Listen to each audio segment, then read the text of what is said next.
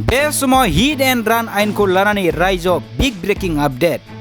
जेराव भारत सरकारा hit and रान आयेनाव मोनसे गोदान नेमखान्थि लाबोदों, बेखौ लानानै हादर नाङैनो गारि सालायगिरि बिथांमोना खाफालाव आखाइ हमनांगौ जादों। हिट एन्ड रान बे आयेनखौ सरकारा बोखांना लाफिननांगौनि रायजोआव दिनै आरो गाबोन 48 घन्टा साखा बन्द फोसावदों। बेनि गेजेरावनो धुबुरीनि गौरीपुराव मोनसे बिग ब्रेकिं आपडेट। दिनै रायजोआव हिट एन्ड रानखौ बोखांना लानांगौनि सोमावसारदों आरो सोमावसारनायनि गेजेरावनो धुबुरीयाव मोनसे सोमोनांथाव जाथाय। धुबुरी गौरीपुराव सोमावसारग्रा ड्राइभारखौ होसो होसो पुलिस बिफाना हमदों आरो सोमावसारग्रा ड्राइभारफोरनि बिखुङाव पुलिस बिफाननि लावथिनि चार्ज।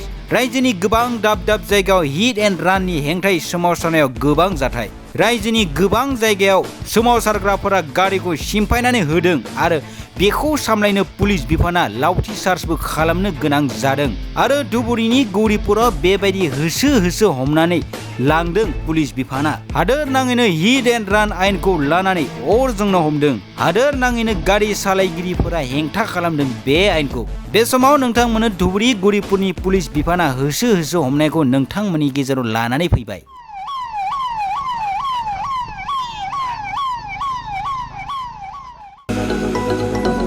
क'क्राझार सहरनि साखाथि थिथागुरियाव थानाय मानास पाब्लिक स्कुला 2024-25 सोलोंथाइ बोसोरनि गोदान मुं थिसननाया सोलिगासिनो।